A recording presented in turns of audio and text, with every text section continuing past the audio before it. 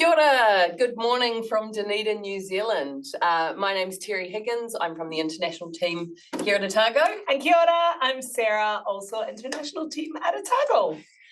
Right, so for those of you on the line, you're here to learn a little bit more about study abroad and exchange here at the University of Otago. So here are some of what we're going to cover today, a little bit about the place, why the University of Otago, different study options, what that classroom experience looks like, application process, and lots more.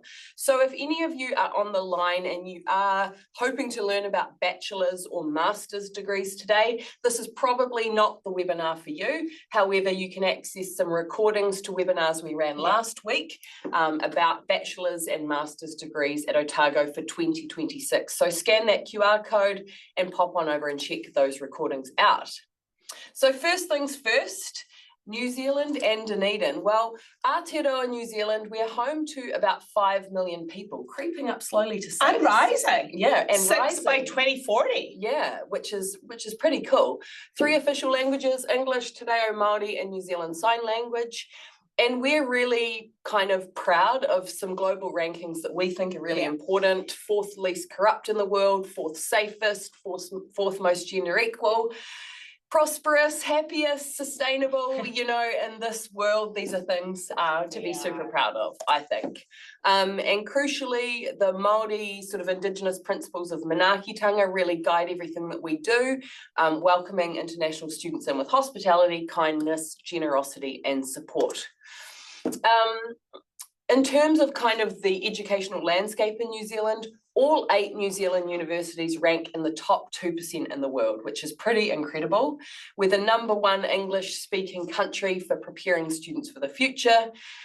We are providing a world-class education. All of us are kind of guided by critical thinking, hands-on learning, collaborative working, problem-solving, and creativity.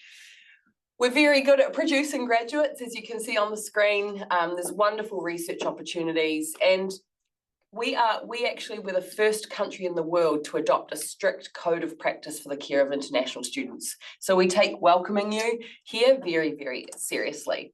I'm going to hand over to Sarah to talk about Dunners. The fabulous Dunedin and the city that the University of Otago is located in. So everything about New Zealand is pretty magical, and we've got a beautiful part of the world down here. So we are in the lower part of the South Island. So New Zealand has 2 main islands. We have some smaller ones, and we're located down in the city of Dunedin. So how would you get to us? Depending on where you're coming from in the world, you would either transit through Auckland, which is our largest city, or Christchurch, the largest city in the South Island, and it is a short plane ride down to us. Some of you may come in through Australia, and you can fly into either Queenstown, Christchurch, Wellington, or Auckland, and we have a new service coming in from the Gold Coast. So there's many ways to get to us, and especially if you're coming from afar, you may want to stop over before you come and start your studies down here, so worth considering. The main thing to remember, if you do find yourself flying into Queenstown, there is not a flight from Queenstown to Dunedin. It's a drive. So you'll need to plan for 4 wheels. Yeah.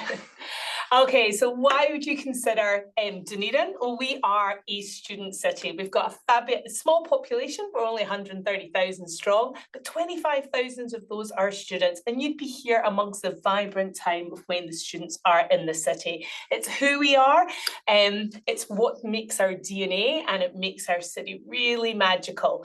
Hence, we love it here. You may hear my accent is not a Kiwi accent. I migrated to New Zealand a long time ago now. Love it. Dunedin is a great place to live.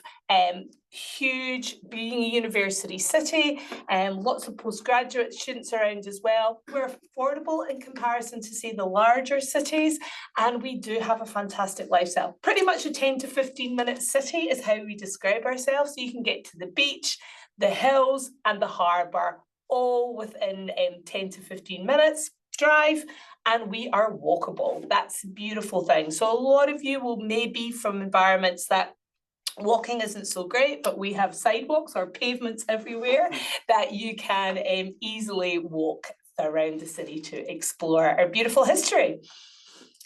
So we also have seasons in New Zealand, and we are a country that is changeable weather. So this is our season. So we have a spring, a summer, an autumn and a winter. So we're currently in winter just now. We're just about to have our shortest day.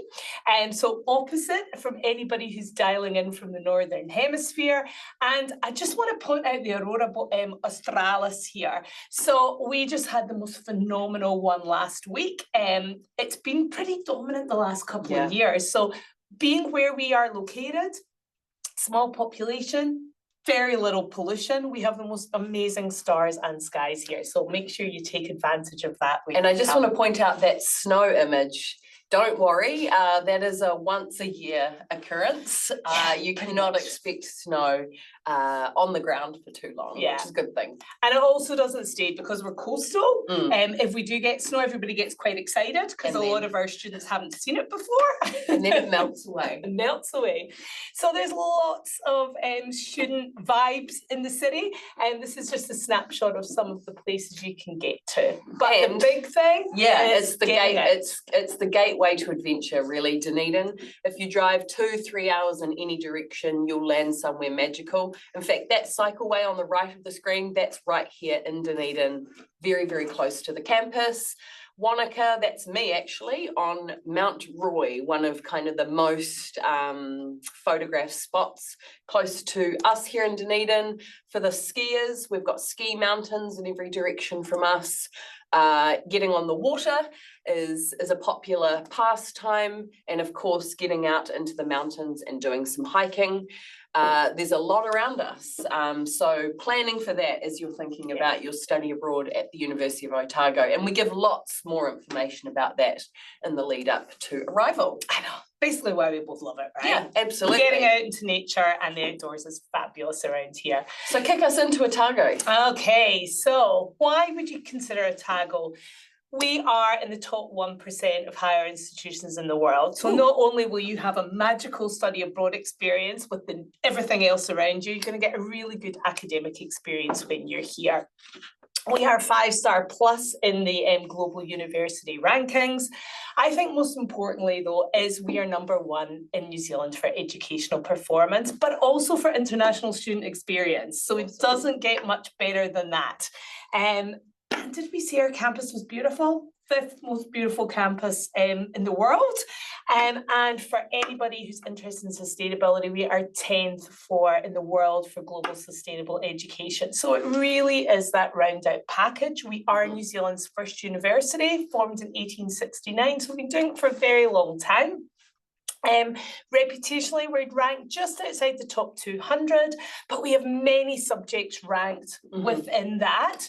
And again, touching on that teaching, we keep winning awards for teaching at Otago. So you're really going to get that personalised experience when you're here, when you're in your tutorials, etc., which we will touch later on when we talk into courses and papers. So I touched on rankings. This just gives you a suite of where we are placed, and it's across all of our academic divisions. So you know you're going to get a great experience when you're here. You might not know, the University of Otago is the only New Zealand university that offers dentistry and surveying. Obviously, dentistry is not available to study abroad students, but it speaks to the quality of our health sciences. 86% of students come from outside of Dunedin. So we very much are a destination university globally and nationally. We've got over 195 different subject offerings, over 5,000 academic and professional staff, lots of clubs and societies. I think we're doing a good job of convincing you. Yeah. So there is so many study abroad options available. This is our key academic divisions. Now, today we're going to touch on some of the course or paper options that are available to you, but this is just a little snapshot of what is across our health sciences, business and humanities. We're getting some cute heart emojis. Oh, nice. I like that. Keep them it's coming. early in the morning here. We appreciate that. A coffee emoji would be welcomed. So let's kick off with the health sciences. Obviously, these are not exhaustive, but again, intended to kind of give you a glimpse of the different departments and what's going on.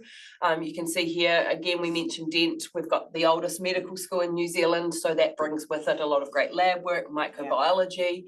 neuroscience, etc. You can review these closer with recordings of this webinar closer to arrival.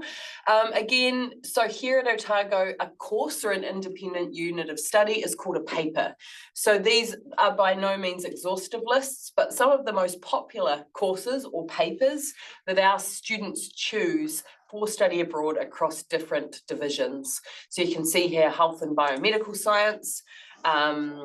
The sciences is definitely a popular spot. Massive. For our study abroad students. And I think that video at the start of the webinar really showed kind of this in and outside of classroom experience that we offer here at Otago. We're big on field work across theologies, theographies. And hands-on learning, right? Yeah, it's absolutely. about hands-on learning here, which Yeah. you can see, Yes. whether it's lab, indoor or outdoor. Yes, absolutely.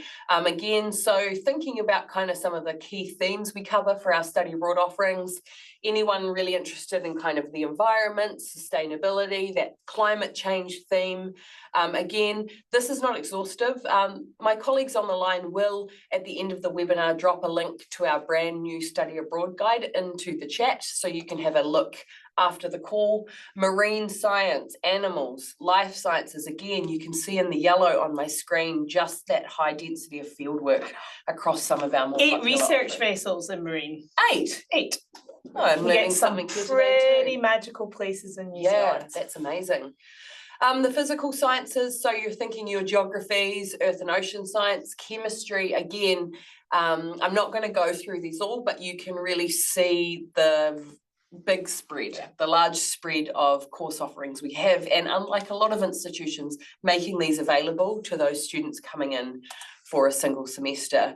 We're number 11th in the world for sport-related programs, which is pretty incredible. Yeah, and anybody who loves sport, it's New Zealand. We are a sporting nation. So you're really going to learn from the best at Otago. And on the subject of sport, not only in the classroom and the field work that you'll do, we have the most phenomenal facilities around our campus. Oh, yeah. Absolutely. We've got the All Blacks coming here next week. We do. If you're a rugby fan. Sarah, take us through business. Okay, so our fantastic business school. Again, very heavy focus on sustainability as well across all of what we would class as our departments within the business school. So you can see, touching them here, we're really strong in entrepreneurship as well. So we're a little city, but we are a great startup community with huge connections within the community here as well. And you can take advantage of that as a study abroad or exchange student. So looking again, touching on this very short list that we've did, there's a whole range of subjects available to you, but some of the things that are really drawn, that we find our students drawn to, is anything that's New Zealand focused. You really get a different perspective of business from this part of the world, I would say. And why not immerse yourself in it for that semester that you're here? Yeah. We're a small country at the bottom of the world. We're very globally connected, and a very different perspective if you come from the Northern Hemisphere. In my alma mater department, the humanities, we've gone a little too far. Everything you'd expect to see in a robust humanities or social sciences division, English, linguistics, language and culture. We have a great College of Education who also open themselves up for study abroad. Media, film, comms, psychology here at Otago is both a humanities subject and a science subject. Social work, peace and conflict. There's again, I think what we really don't have is veterinarian science and mechanical engineering. Everything else well covered. And one of the highlights within our humanities division is Te Tumu, or our School of Māori, Pacific and Indigenous Studies. Many of our study abroad students and partner institutions highly recommend that students take at least one New Zealand focused course while they're here, and this is a great department to find something that fits that requirement. For any budding teachers or education students on the line, the hearts are coming back. I like that. Many options here. History, anthropology, politics, again, not to sort of sound like a broken record, but if you are in these sorts of majors back at home, why not consider a New Zealand perspective to infuse your bachelor's degree? Okay, then moving on, we have a fantastic law school here. So again, you can take advantage of some of the courses or papers that we offer. Very strong in sociology, criminology, gender. And again, that really fascinating perspective from New Zealand as well. Okay, we also have a phenomenal music school, performing arts area where you can get involved in media, literature and communications. Absolutely, and that MIFCO 216 there, that's for any film students on the line. Cinema of Aotearoa New Zealand is a wonderful opportunity again to kind of have something different on your transcript. Okay, so for any incoming exchange students who are on the line today, we have got established exchange agreements with many institutions around the world. So please check with your study abroad or exchange or international office if you are a partner university of ours. If you are an exchange student and we have a partnership with your university, you will continue to pay your tuition fees to your home institution. That's how the exchange works, and then we will receive your nomination from your home institution. So yeah, make sure you check with your office in your home university. Yeah, awesome. Life in the classroom. So we do get quite a lot of feedback that life at a classroom at Otago might look a little bit different to some of our European or North American partners.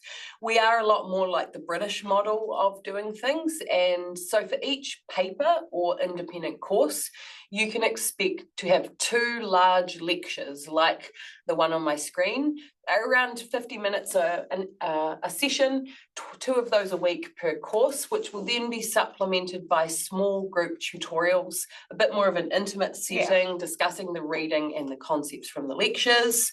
And then depending on which department you're studying in, you can expect some field work. Not everyone will be up on the glaciers, but you can expect field work, particularly in the sciences, contributing to your final grade. And of course, labs, again, that's our Mala labs there, a wonderful space for our budding chemists and psychologists. Our health science students spend a lot of time in the Mala labs. I think the key thing to point out, which was probably quite different from a lot of institutions too, is you get leading academic researchers right from year 1 at Otago. And that's certainly different to where I studied in the UK. Absolutely. And I think for any North American partners or students on the line, Otago does require a little bit more of that kind of independent learning style. So rather than, regular homework or attendance grades, you are looking at larger kind of assignments and exams or worth a larger value, but more to come on that in that pre-departure phase. Okay, getting into the application process. Look at that photo. That's our gorgeous city beach, by the way. It's a 15-minute drive, spend a lot of time down at what is it, one of 24 beaches? Yeah, around us. Stunning, stunning. Okay, so our academic year is obviously Southern Hemisphere, and so for all of you in the Northern Hemisphere, flips on its head. We would class our summer semester. This morning. Summer semester is semester 1, so that is in February. Semester 2, which we're just about to go into for this year, is which starts in winter and then moves on in through to spring. And then we also have a summer school. So this gives you an indication of the semester year next year. You'd be looking at the 15th of February is normally the last day we would recommend students to come. So you can take advantage of orientation week. Sem 1 orientation is a big thing. Oh, yeah. As Terry already mentioned, 86% of our students are away from home. So this is when everybody moves into the city. It's probably my favourite time on campus. Yeah, and the weather's always beautiful. February's a stunning weather month. Yeah, and then you're kicking into that. So that's your different options of your semesters available to you. Yes, cool. Okay. Okay. Right. Oh, go ahead. Okay, entrance requirements. So what we are looking for is current enrolment at an accredited tertiary institution, and you've completed at least 1 semester of full-time study. You will have academic grade and English requirements. Again, that will be if you're coming through your home institution, they will let you know when they are. But please note, if your home institution might have additional requirements. So again, that's where you discuss that with your outbound office. Absolutely. And in terms of the application process, so for anyone on the line with one of our partner institutions, you will need to be nominated generally by your home institution first. So talk to the Study Abroad International Office. You can also apply through a study abroad provider or consultant in some instances. You could also apply independently if you're on the line and you know that your university or college does not have a partnership with us.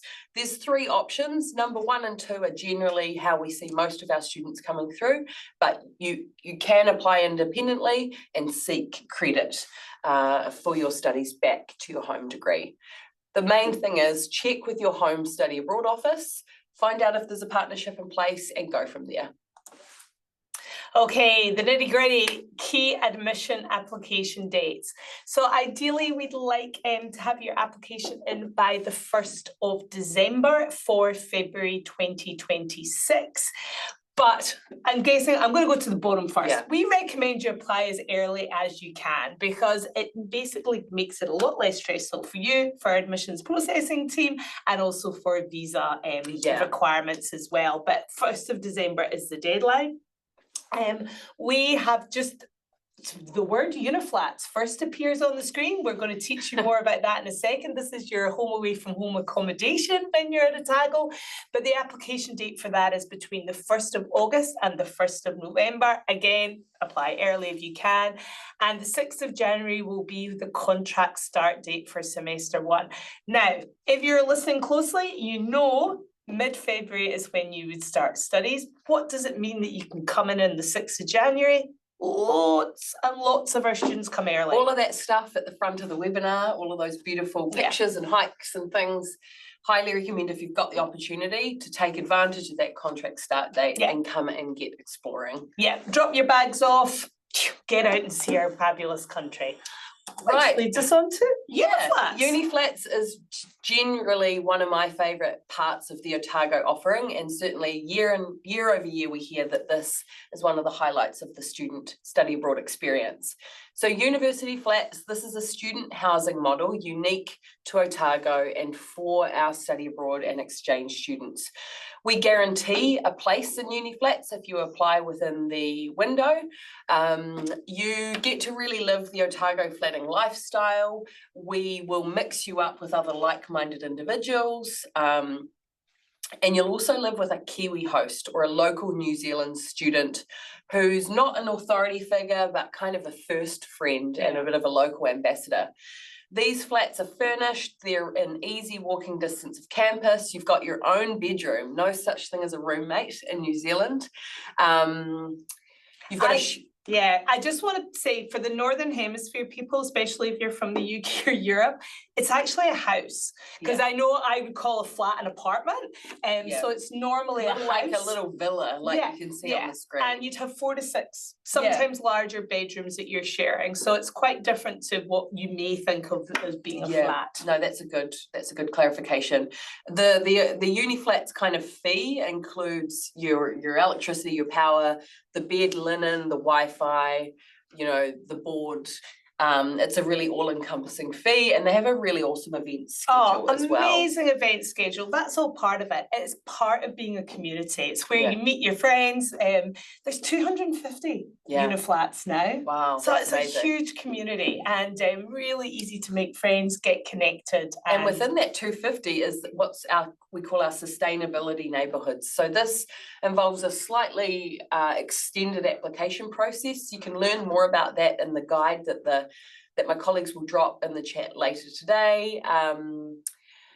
Live sustainably and really be conscious of what you're doing. Learn more about these spaces. Gardening, bees, we've got honey. It's all good. And here's just a glimpse of what you can expect in uni flats. There's Sid, and I think that was his flat a year or so ago. And then on the other side here, a nice wintry shot of I think that's Nev showing the distance from her uni flat to key campus buildings. Which so is the awesome. majority of university flats are 10-minute max walk to campus, and all on the flat mainly. Yeah. Okay. Oh, there we go. There's our sustainability neighbourhoods. So more about those to come, but a really nice kind of subset of flats within our uni flats environment. Okay, so this just gives you a bit of an indication of cost of living that you would need to support yourself through the semester while you're here and you're not eating noodles 24/7. It is very much dependent on what you choose to do. So please just use this as a guide, because if you are going to do every single activity in New Zealand, every weekend, bungee jump, parachuting, skydiving, all that stuff is obviously going to be more. Somewhere our administrators are going, no, don't say the bungee jumping. But it's New Zealand, it's adventure. So this will give you an idea of your living costs to support you while you're actually during your study time. So great indication. And you can see the US dollars and the euros down at the bottom there. Everything in the graph is in New Zealand dollars. Yep, perfect. Cool. Okay, life on campus. And again, this is what we really do believe makes Otago pretty special. Because we're small and compact, you are going to be mixing with students from all the different divisions. You'll get to meet friends from all different parts. So humanities, sciences, business, we're all together, so that makes it really special. And being that residential university city, we have so many clubs and societies, over 150 of them, all student led. There is something there for everybody. And going on, this is a really, really popular ones. Do you want to talk a bit more about our hiking club? Yeah, so the hiking club is very, very popular. It works on a bit of a lottery system, and you'll learn more about that kind of during orientation. But the nice thing is about uni flats, you will also have an opportunity to kind of organise hikes and activities like what our clubs are offering with flatmates as well. So I know a lot of these clubs are getting super, super popular. So just some expectation setting there. Social impact studio, I know a lot of our students who come for a single semester are looking for opportunities to kind of give back or do community work while they're here. Our social impact studio offers many, many opportunities, and there's not a slide there, but our global scholar program, which has been built just for study abroad and exchange students, where we can actually certify your social impact while you're here. Awesome. And that's really such a good way to learn more about New Zealand as well, and maximise your time here complementing your studies. So we touched on how many clubs and societies there are. It's all part of OUSA, which is the Otago University Students Association. They also have a fantastic building. Saunas, very popular with our European students. This time of year. But there's a music room, studio room. We have free breakfasts, $4 lunches every day. So great way to get involved. There's also academics. Yes, There's the study part. There are 7 university libraries. They're all specialised, but students can use any of them. We're at the start of our exam season now. We're actually coming to you live from the bottom of one of the main libraries where there are many students already upstairs. I know, 7:30 a.m. this morning, and there's students in the library studying. Good on them. Yes, we still believe a physical person helping you out is a really important thing. Ask Otago provides just that. They've got centres around the campus where you can drop in and ask them anything. They also have an online portal. Again, a lot more to come on all of these things. Student health, you will travel here with a health insurance that will allow you access to student health and other health providers. Campus watch, but like a campus safety team, friendly, accessible, supportive. They like to save ducklings that go rogue in springtime. Duckling savers. Every year ducklings go rogue. Safe rides, walks home from a library at night, you name it. And Sarah mentioned earlier, we have just incredible campus recreation facilities.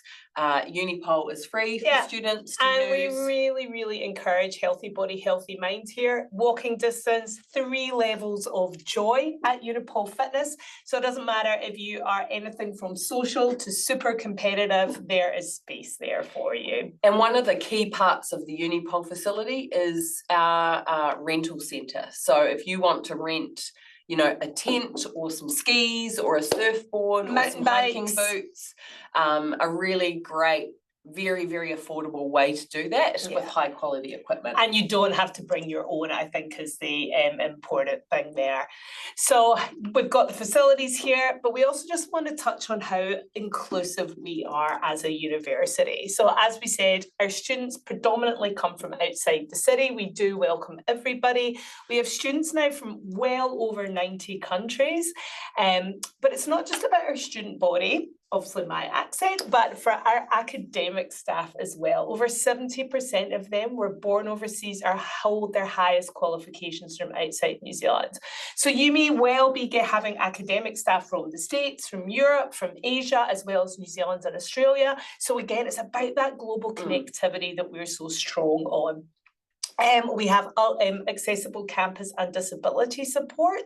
Now that always seems like something quite funny to talk about in this side, but again, when you're on campus, if anything happens to you, we've got that support available. I think as well, for any North Americans on the line, within that office would be our academic accommodation services as well. Multi-faith support there, and a robust queer support network as well, and they have some of the best events on campus. Okay, so you've listened to us talk. Instagram is the place to discover what our students get up to. These are all posted by our students on campus and gives you a snapshot of what life is like here, what they get up to. So please give us a follow and you can learn what it's like and what events are around us as well. Absolutely. Right, we are at the half-hour mark and there's a lot more to go in the form of some of our frequently asked questions.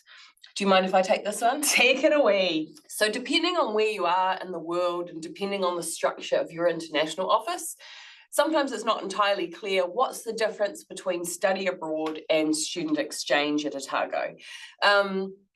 So a student exchange, really it's that word exchange that's the differentiator. It means for every student coming to us, a student from Otago is going back out. And so because of that, it's quite a limited participation in that. So you need to really talk to your office and run through their process to understand if you're eligible for student exchange.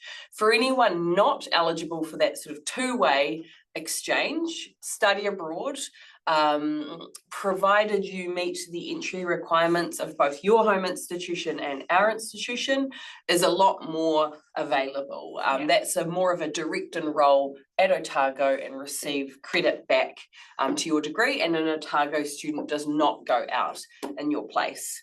So for some of you on the line, both of those will be possible for Otago, and for some of you on the line, we'll just have a study abroad agreement. So if in doubt, head over to your abroad office and find out what's possible. Okay, so how many courses? You've now introduced the word papers, so you know it's papers in New Zealand can you take during your semester. So again, a lot will depend on your sending institute of what you need for your credit transfer going on. Full-time course workload here is 3 papers or courses. A lot of our students will take 4. So again, dependent on what your requirements are. And to give you an indication of course load, you're talking about what, between 12 to 15 hours per paper? So yeah, please check with your sending institution and they'll be able to guide you through what you need to do. Awesome, thanks, Sarah. So this is one we get often.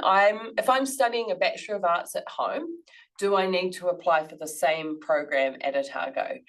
No. So at Otago, both study abroad and exchange fall under what's called a certificate of proficiency, which is really Otago speak for I'm coming for a semester, study abroad or exchange. Don't stress too much about this now. Myself and my colleagues provide a lot of information for your home institutions on what that application process looks like, but you will not be applying for a Bachelor of Arts at Otago in this scenario. There's kind of a bespoke program set up for that study abroad and exchange student. So no, more to come on that, and definitely resources we can provide. Yeah, wow, we've wrapped this up quickly, but I think really, you know, when you strip it all back, it's about coming for an incredible experience at Otago in New Zealand, and this is really what it's all about on the screen. Of course, an educational experience is really, really important, but we hope that you will spend a lot of time doing this kind of stuff as well during your time with us. Yeah, 100%. And so with that, we are super excited to welcome you. This is really just a taste. The folks on the line will have popped some resources in the chat for you to learn more.